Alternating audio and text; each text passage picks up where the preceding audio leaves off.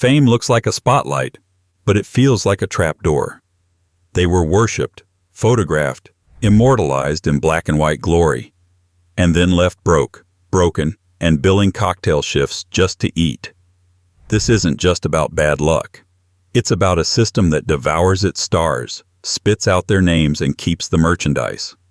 These women had million-dollar faces and pocket change futures. Welcome to Hollywood's most glamorous graveyard, where the legends shine brightest right before they vanish. Before we dive in, hit that subscribe button if you're into stories that don't come with tidy endings. And while you're here, drop a comment.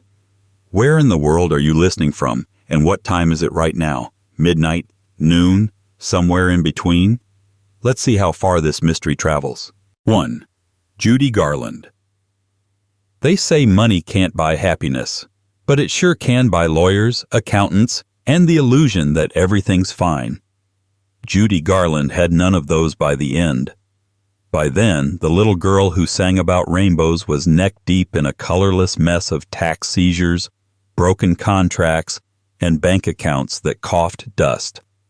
At her peak, Judy was MGM's glittering flagship, a paycheck machine in ruby slippers. But behind the showbiz glare, things were rotting. She never really owned her success. Studios kept her on pills, kept her working, and kept her ignorant of where the money was going. Spoiler, it wasn't going to her. Contracts carved up her profits like a buffet, and by the time she was allowed to notice, the IRS had already noticed first. She earned millions. She died owing far more. Her estate was so hollowed out it was nearly insolvent. Garland's final years weren't filmed in Technicolor but in tax liens and repossessions. She performed in dingy clubs and foreign ballrooms just to keep the electricity on, often underpaid and overdosed on promises. She kept touring until her heart gave out at 47, in a rented London house she couldn't afford if she'd lived another week. The cruelest irony? A posthumous comeback, albums reissued, memorabilia auctions, a star that kept earning, for everyone but her. And still, no one could explain how a household name ended up bankrupt, except with a shrug and the word Hollywood. Which brings us to someone else who learned that stardom doesn't come with a pension. A woman who once had a face that launched 1,000 quips and ended up pouring drinks in a half-lit lounge no one remembered by name. 2. Veronica Lake. Veronica Lake had hair so iconic it was considered a national security risk. Literally. During World War II, women were told not to imitate her peekaboo style because it kept getting them injured in factory accidents. That kind of cultural saturation doesn't come around often. But neither does a downfall this steep. Lake was once Paramount's blonde weapon, seductive, icy, and razor-sharp. But by the 1950s, the hair was less of a trademark and more of a fading relic. Her popularity fizzled. Her marriages fizzled faster. She drank, she fought, she sued, she got sued, and before long, she got dropped. By her agents, her studios, and eventually, her bank. The IRS took her house. Creditors took whatever was left. She filed for bankruptcy and disappeared from the spotlight so thoroughly that tabloids wrote her obituary at least twice before she actually died. But Lake wasn't dead. She was working, just not the kind of work anyone imagined for a former screen goddess. Cocktail waitress, seedy hotel, upstate New York. Men would order drinks from her and then do double takes, recognizing the face from old posters, old dreams. Sometimes she played along. Sometimes she told them they were mistaken.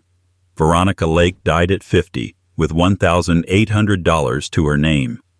The hair was long gone. The fans had moved on.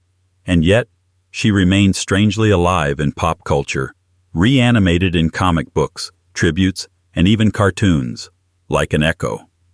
But if Veronica fell from grace into anonymity, the next mystery never had a chance to climb back up. She danced with fame, but the music cut out early, and she was left with lawsuits, nightclubs, and the cruel silence of unpaid debts.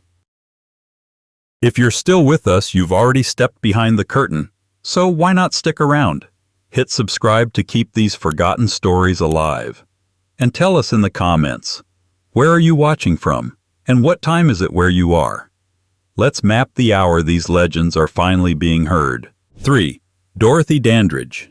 Dorothy Dandridge was supposed to be the one, the barrier breaker, the woman who would finally kick open the velvet-roped doors of Hollywood and never look back.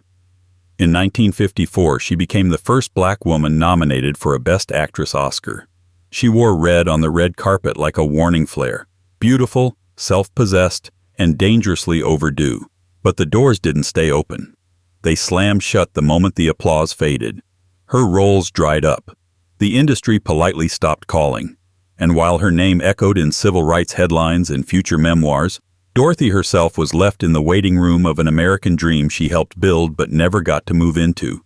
She played nightclubs to pay the bills, danced through lawsuits, clung to bad investments and worse advice. Her manager stole from her. Her trust in people cost more than her accountant could calculate.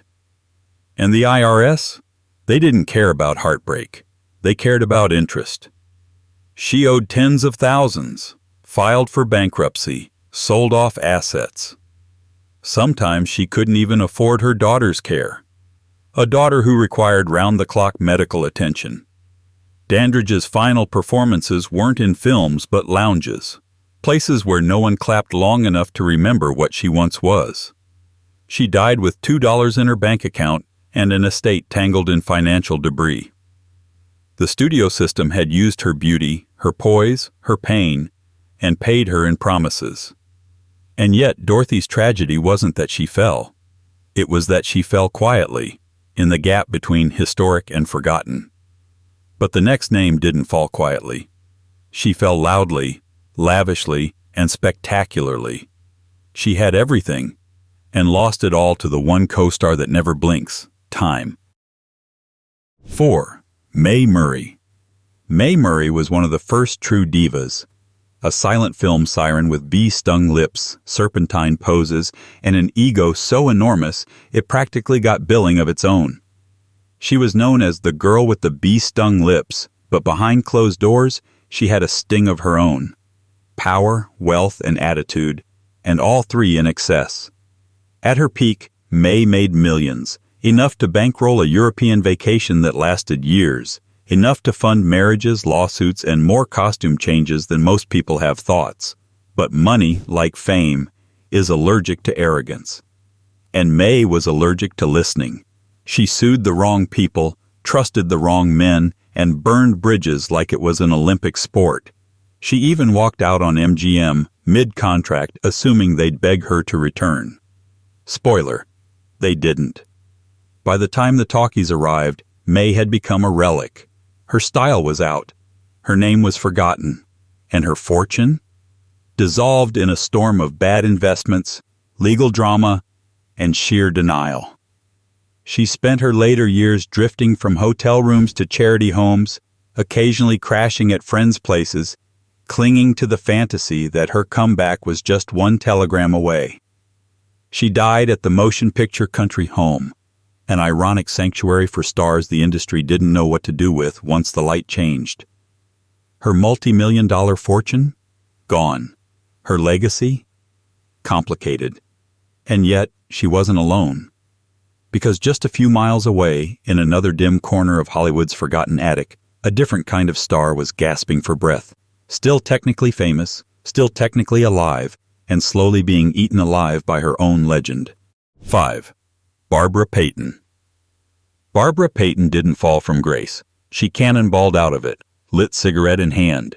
In the early 1950s, she was a studio darling, blonde and brash with a look that practically printed movie posters by itself.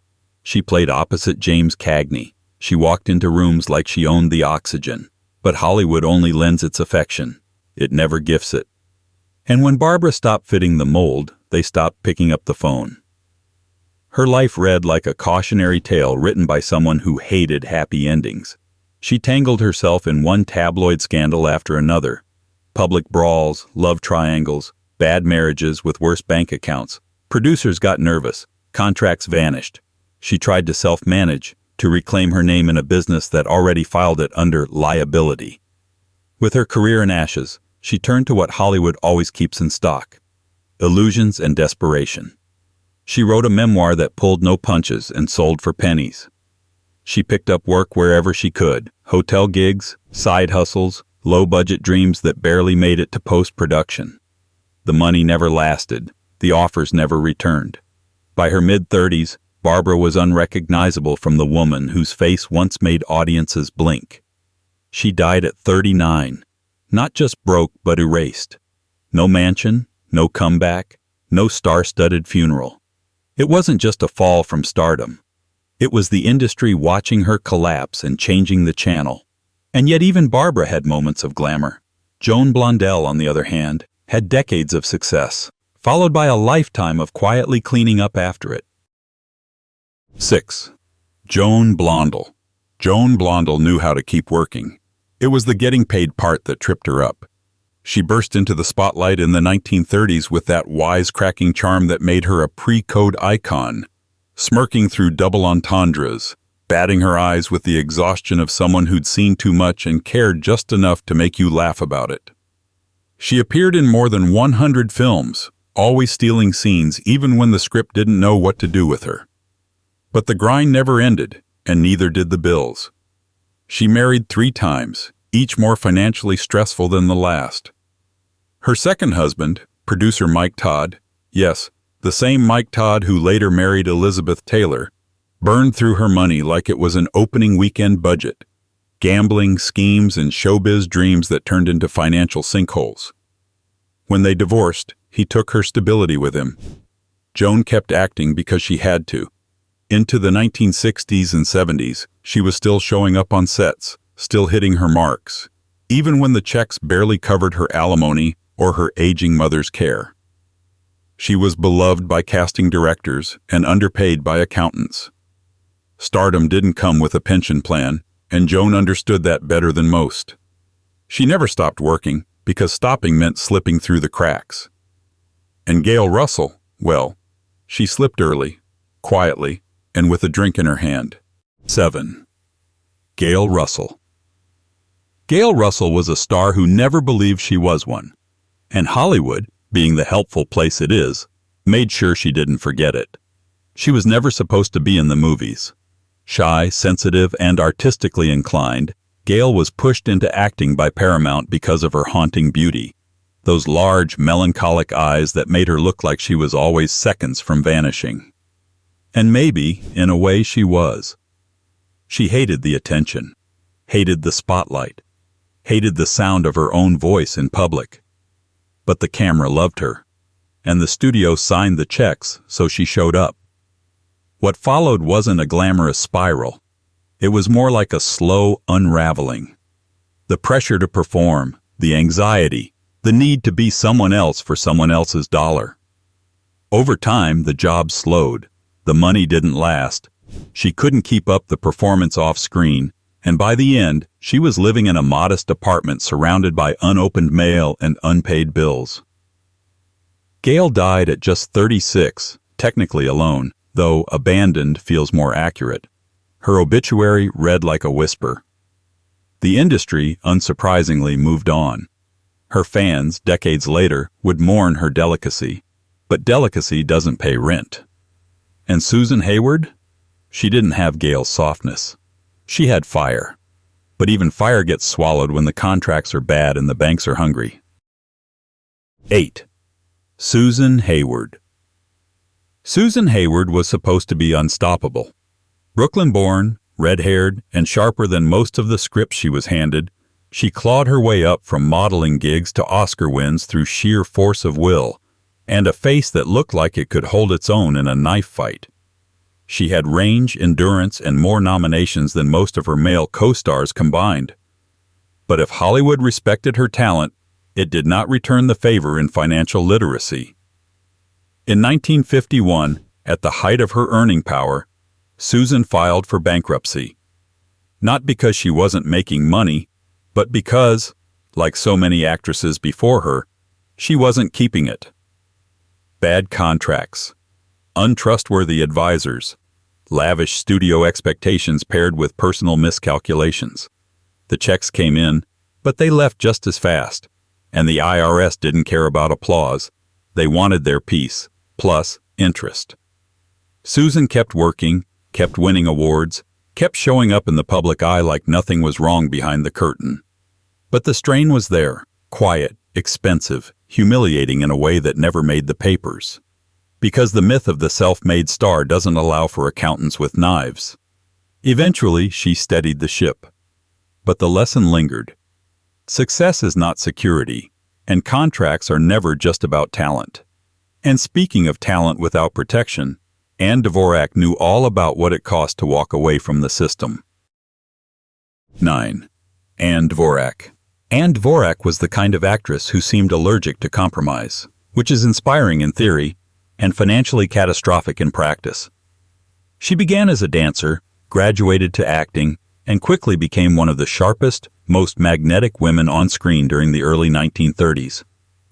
But Ann wasn't just playing rebels, she was one. She famously walked off her Warner Brothers contract in protest of unequal pay, declaring that she wouldn't be treated like a puppet with no strings. Unfortunately, the studio agreed. They cut her loose. Hollywood has never been subtle about punishing disobedience. Once Ann dared to expect fair compensation, she was quietly shuffled out of the spotlight. Roles became smaller, farther apart, and more scattered across the B-movie landscape. Her once flourishing career wilted into something she had to chase, not lead. The money dwindled. There were gaps in work, legal battles, broken promises, and a shrinking safety net. She tried television, summer theater, anything that would pay just enough to stay afloat. And while she never made headlines for scandal, her financial story was written in quiet instability and slow erosion. Ann Dvorak had the talent of a star and the paycheck of a cautionary tale. Esther Williams, on the other hand, had the glamour of a goddess and the business headaches of a discount franchise owner. 10. Esther Williams. Esther Williams spent the 1940s swimming through chlorinated Technicolor fantasies while audiences watched, mesmerized, from the dry safety of their seats. She was MGM's Golden Mermaid, dazzling in those million-dollar swim routines that made synchronized swimming seem like a viable career path. But behind the glimmering pool tiles and radiant smile, Esther was calculating, practical, driven, and business-minded.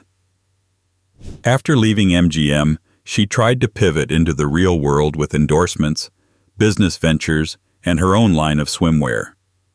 On paper, it looked brilliant. In reality, it was financially bruising.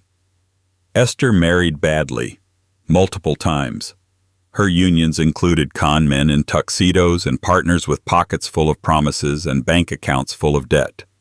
Business deals went sideways, partners bailed, courts got involved, and despite her smarts, she often found herself holding the bag or the unpaid invoice. By the 1970s, she wasn't destitute, but the wealth she'd been expected to carry forever was barely treading water. Investments didn't yield what they promised. Her name, once a brand, got licensed into the ground. She managed, but the strain was visible. Esther Williams was proof that even when you leave Hollywood with a plan, the world outside doesn't necessarily play fair. And Norma Shearer? She left with everything, except a roadmap for what came next. 11. Norma Shearer. Norma Shearer didn't just survive the silent-to-sound transition. She conquered it. She was queen of MGM before there was even a throne. Married to Irving Thalberg, MGM's boy wonder producer, and draped in the finest fabrics of studio royalty, Norma moved through Hollywood like it was built to house her. And for a while it was. But empires collapse quietly, and Norma's came with a blueprint of fading influence. When Thalberg died in 1936, the studio's protective bubble began to thin. She stayed on a few more years, earning big paychecks and choosing her projects, until she didn't. By the early 1940s, she retired voluntarily, or so the press claimed. In reality, the roles dried up and the new Hollywood had no patience for old contracts and older stars. She didn't end up destitute, but money wasn't eternal either. She lived comfortably, yes, but the post-MGM years brought a different kind of pressure. Real estate investments flopped. Bad financial advice chipped away at the fortune. By midlife, the income she thought would last forever had started shrinking, slowly but with intention. She downsized more than once. Shearer's legacy remained opulent. Her lifestyle didn't always match it. And if Norma faded into comfort, Debbie Reynolds tried to build a legacy, until the debts caught up, dressed in sequins. 12. Debbie Reynolds. Debbie Reynolds believed in preservation, not just of film, but of the magic itself. While other stars sold their memorabilia to the highest bidder, she was outbidding them, collecting pieces of Hollywood history like they were sacred texts. By the 1970s, she had amassed one of the largest private collections of movie costumes and props in the world. She had Elizabeth Taylor's Cleopatra robes, Marilyn Monroe's white dress, Judy Garland's ruby slippers. The idea was simple. Open a museum. Keep the dream alive. Let people walk through cinematic history. But dreams cost money, and Debbie's finances were already bruised. Her first husband, Eddie Fisher, famously left her for Elizabeth Taylor. Her second lost millions through mismanagement and bad business schemes. Her third left her bankrupt. Literally. By the time she filed in the late 1990s, she was more than $5 million in debt and forced to auction off the treasures she had spent decades preserving. She never stopped working. Vegas shows, television, guest appearances, but much of it went to paying off old wounds with interest. She kept smiling, kept her wit sharp, but underneath was a woman who had fought harder to save Hollywood's past than it ever fought to protect her future. And Gene Tierney? She didn't lose her fortune through husbands. She lost it through betrayal that started at home. 13. Gene Tierney. Gene Tierney had the kind of beauty that made people forget to blink. She wasn't just a face, she was an event, carved in cheekbones, veiled in melancholy, and wrapped in mystery. From Laura to Leave Her to Heaven, she didn't just star in films, she haunted them. But behind that pristine exterior was a financial ruin that didn't come from extravagance or scandal. It came from betrayal. Quiet, familial, and devastating. Her father had managed her money. That was the first mistake. He'd created a trust in her name, smiled proudly at her success, and then drained it for his own business ventures. When Jean finally looked under the hood, her millions had evaporated into other people's ledgers. No lawsuits followed, just the permanent ache of trust shattered and security lost. Add to that a series of failed marriages, mounting medical costs, and periods of seclusion, and Jean's financial stability became a shadow of her former fame. She kept acting as long as she could, took on smaller roles, smiled through talk shows. But the lifestyle was gone. What remained was maintenance of appearances, dignity, and carefully guarded distance from the spotlight. She didn't broadcast her losses, she simply lived with them, quietly and with grace. And if Jean's tragedy was silence and embezzlement, Betty Hutton's was noise, the kind that echoed through empty rooms and overdue bills. 14. Betty Hutton. Betty Hutton arrived in Hollywood like a thunderclap, loud, explosive, and impossible to ignore. She wasn't elegant, she was electric. Dubbed Blonde Bombshell and known for her boundless energy, she became a top box office draw in the 1940s. Her performances were chaos wrapped in sequins, the kind that made audiences laugh and studios wealthy. But while Betty made millions for Paramount, she rarely saw the long-term benefits. Money came in bursts and vanished in avalanches. Marriages crumbled, opportunities dried up, and her fierce independence, which once made her irresistible, suddenly made her difficult. By the late 1950s, she was broke. Not metaphorically, literally. She filed for bankruptcy after years of mismanagement and personal turmoil. Hollywood had no use for her anymore. The calls stopped. The lights dimmed. Eventually, she disappeared from public view altogether, re-emerging in the 1970s in the unlikeliest of places, working as a cook and housekeeper at a Catholic rectory in Rhode Island. The woman who once headlined musicals was now sweeping floors and serving meals, unpaid, simply grateful for a roof and a little peace. Betty didn't end with fanfare. She ended with resilience. And in her silence, the industry barely blinked. But for Nita Naldi, the silence began much earlier and lasted a lifetime too long. 15. Nita Naldi. In the 1920s, Nita Naldi was the template. The original vamp. The dark-haired seductress draped in beads, velvet, and danger. She shared screens with Valentino and embodied the exotic temptress so convincingly, the public stopped questioning where the role ended and the woman began. But glamour, like flammable fabric, burns out fast, and Nita's flame flickered early. She was wildly popular in silent film, but the arrival of talkies left her stranded. Her voice, though fine, didn't fit the fantasies producers wanted to sell. Studios moved on. Audiences, loyal only to the illusion, forgot. And just like that, the invitations stopped arriving. She had made a fortune once, but managing it, not her strength. She spent lavishly, trusting the temporary to last indefinitely. There were lawsuits, debts, and a quiet exodus from high society. By the 1940s, Nita was living in cheap hotels, relying on friends, handouts, and the occasional odd job to scrape by. She gave interviews insisting a comeback was around the corner. It never arrived. Instead, she became one of those eerie Hollywood legends, the kind you hear whispers about but never see. She died obscurely in a New York hospital, her former stardom reduced to trivia. Nita Naldi played women who devoured men for sport, but in the end, it was time and money that did the devouring. And if Nita vanished slowly, Jean Hagen unraveled on stage, where the applause didn't cover the bills. 16. Jean Hagen. Jean Hagen delivered one of the greatest comedic performances in film history, and got almost nothing for it. As Lena Lamont in Singin' in the Rain, she was the perfect foil, shrill, vain, and hilariously out of touch. It was a role that demanded nuance, precision, and guts, and Jean delivered all three. The irony? She was so convincing as a talentless diva that the industry forgot she was acting. Instead of launching her, the role pinned her in place. Before and after that performance, Jean worked steadily. She did radio, film, TV, whatever kept the lights on. But it never translated into financial stability. Roles shrank, paychecks followed. Her health faltered.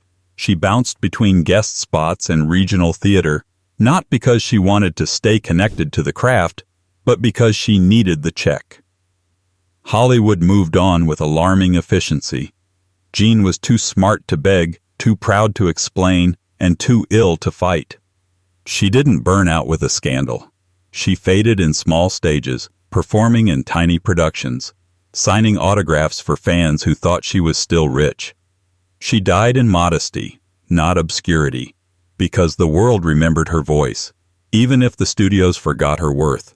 And Frances Farmer, she didn't just fall out of Hollywood, she was pushed, then punished for surviving. 17. Frances Farmer.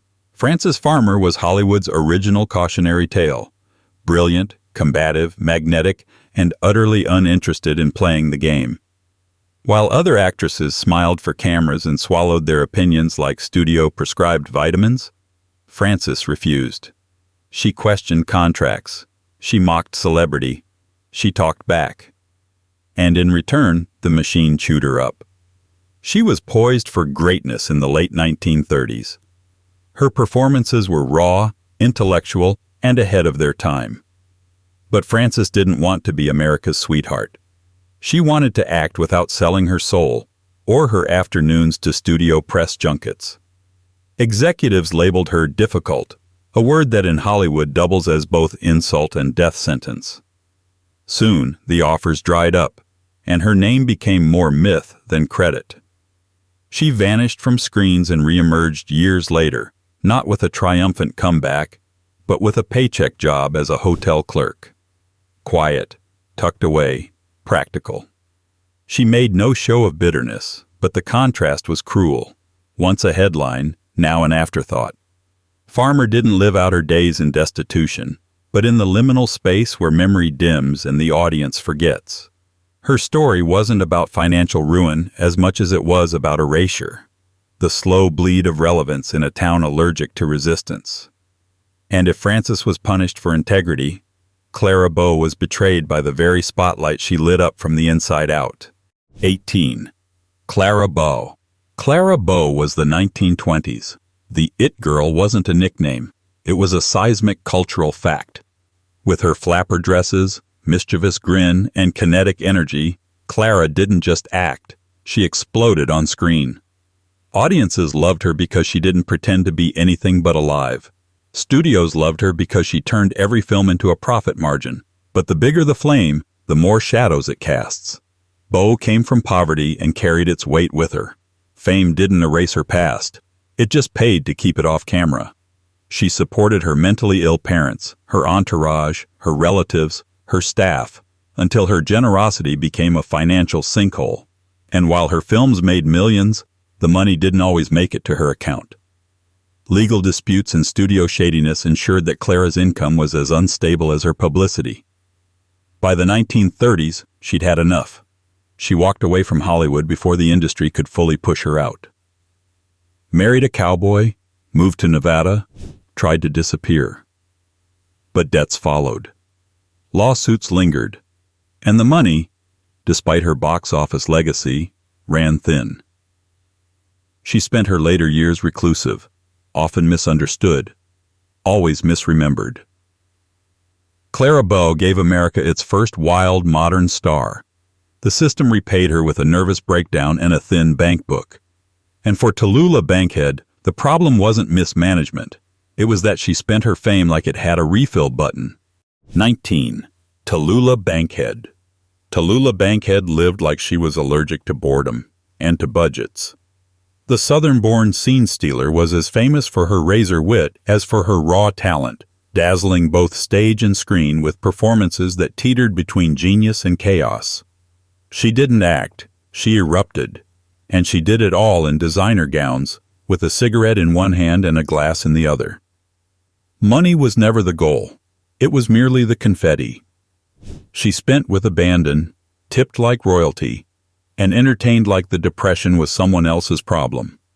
Her inheritance was substantial, her salaries impressive, and her lifestyle unsustainable. By her own account, she never saved a dime. As she once quipped, "I'm as pure as the driven slush." Tallulah worked well into her later years not because she wanted to, but because she had to. The debts piled up as fast as the anecdotes. Lavish parties, international travel, unpaid bills, impulsive generosity. Her life was a whirlwind of excess with no emergency exit. When she died in 1968, she left behind a legacy of stories, brilliance, and liabilities. She burned bright, laughed louder, and lived fast, right up until the bank balance said otherwise. And for Lupe Velez, who burned just as hot, the lights didn't dim. They flickered, revealing the cost of fighting for your spotlight in someone else's story. 20. Lupe Velez. Lupe Velez was a firecracker in an industry built for candlesticks. She burst into Hollywood in the 1920s with volcanic energy and a look the studios marketed as exotic, a label they used liberally and paid sparingly. She starred in dozens of films, stole scenes with ease, and built a persona so fiery and wild it became both her trademark and her cage. Lupe made good money, but good money doesn't always mean long money. As the studios shifted toward more sanitized, post-code entertainment, Lupe's brand of brash sensuality became harder to market. Her income dwindled, but her lifestyle didn't.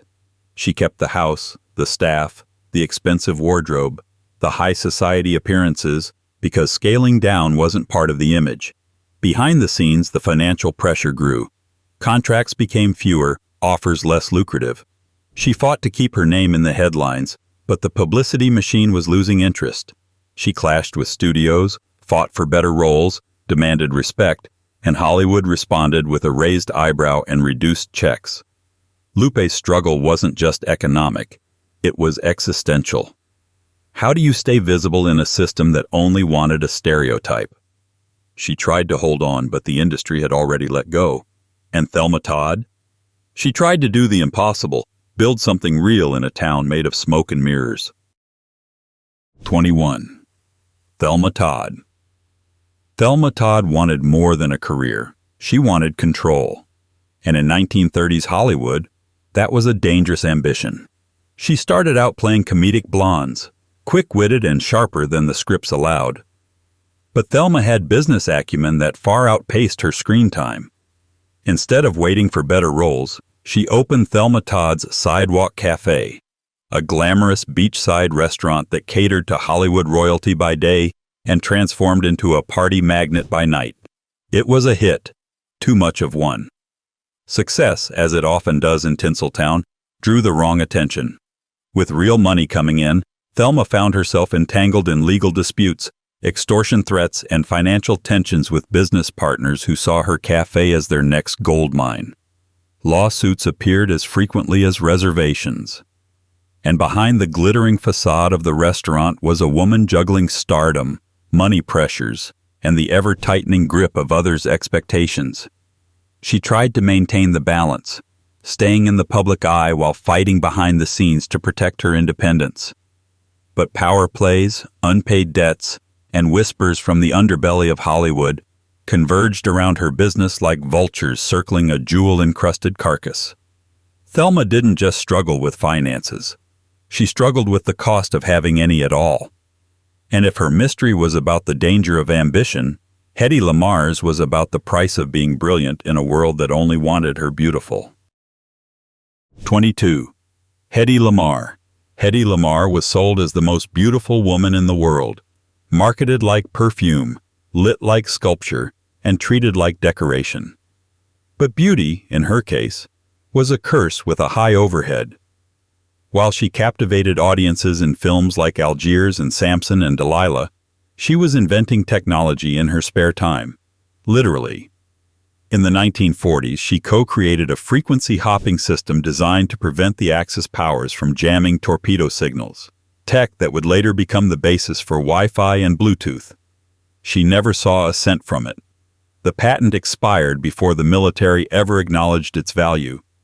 Meanwhile, the studio paid her to look stunning and stay silent. Her marriages, 6 in total, were expensive lessons in trust, each one chipping away at her finances and sense of stability. Legal fees mounted, royalties never came, bad investments bled her dry. By the 1960s, she had more lawsuits than film roles. She was caught shoplifting, not out of greed, but desperation. By the end, she was living in relative isolation, estranged from the world that once worshipped her face and ignored her mind. Hedy Lamarr should have been a billionaire. Instead, she was a trivia fact with a broken checkbook. And if her genius couldn't save her fortune, imagine what 9 marriages and a shopping habit did to Zsa Zsa Gabor's. 23. Zsa Zsa Gabor. Zsa Zsa Gabor lived as if overdraft protection was just a rumor. She once said she never hated a man enough to give him back his diamonds, and judging by her collection, she'd had a lot of practice. With 9 marriages, countless furs, and a mansion that needed its own staff just to keep the mirrors clean, Zsa Zsa cultivated an image of aristocratic chaos. She wasn't just famous for being glamorous. She was famous for being Zsa Zsa. She turned social climbing into a performance art and turned wealth into wardrobe changes. But the spotlight hides a lot, and behind her glittering quips and public sass was a ledger in the red. Lawsuits followed her like paparazzi. She spent years locked in litigation, racking up millions in legal bills, settlements, and property disputes. Her lavish lifestyle was often held together with high-interest debt and eyebrow-raising loans. Her Beverly Hills mansion? Leased. Her fortune? Leveraged. Her reputation? Priceless but not spendable. By the time of her death, her estate was in such financial disarray that even the auctioning off of her belongings couldn't fully patch the holes. For someone who once joked she was a great housekeeper because she kept all her husband's houses, Zsa Zsa left behind a surprisingly fragile empire. and if she burned through cash with diamonds on every finger, Gloria Graham spent her final years in shadows, clutching the last of her talent in small towns that didn't know her name. 24. Gloria Graham. Gloria Graham always played women who were one bad decision away from a noir plot twist, and maybe that's why her life mirrored her filmography so painfully well. She was sultry, intelligent, and a master at making vulnerability look like a weapon. In the 1950s, she won an Academy Award and worked with the best: Bogart, Ford, Stewart. But by the 1970s, the phone had gone quiet, and the royalty checks had thinned to polite reminders of past glories. Divorces drained her bank account. Alimony obligations added up. Medical costs mounted. She wasn't reckless with money exactly. She was just never paid enough to afford long-term mistakes. And as the roles dried up, she didn't retreat into retirement. She crossed the Atlantic and quietly began performing in modest stage productions across England. Sometimes in venues so small the dressing rooms were shared with janitorial supplies. She told herself she was doing it for the love of acting. But love doesn't pay rent, and applause doesn't cover airfare. She acted until the very end, sometimes ill, sometimes broke, always proud. She stayed on stage because that was the only place anyone still remembered who she used to be. And while Gloria faded in borrowed spotlight, Lila Leeds never even got the chance to stand in one that was hers. 25. Lila Leeds. Lila Leeds had the kind of face that made agents lean forward and directors take notes. Blonde, photogenic, and blessed with the timing of someone born for the silver screen, she was Hollywood's next big thing, until she wasn't. Her rise was sharp, her fall sharper, and not because she lacked talent, but because the town that made her famous also decided it had no further use for her. In the late 1940s, Lila had barely begun her career when scandal clipped her wings. The studios, ever squeamish about optics and ever merciless about second chances, pulled back. The offers dried up almost overnight. There were no carefully managed PR campaigns, no image rehabilitation, just silence and unemployment. She took a few roles afterward, tiny, forgettable, and sometimes embarrassing. The kind that don't appear in retrospectives, but do show up in unpaid bills. With the spotlight gone, she had to navigate a world that had only ever seen her as a headline. She worked odd jobs, sometimes relying on friends or the kindness of strangers.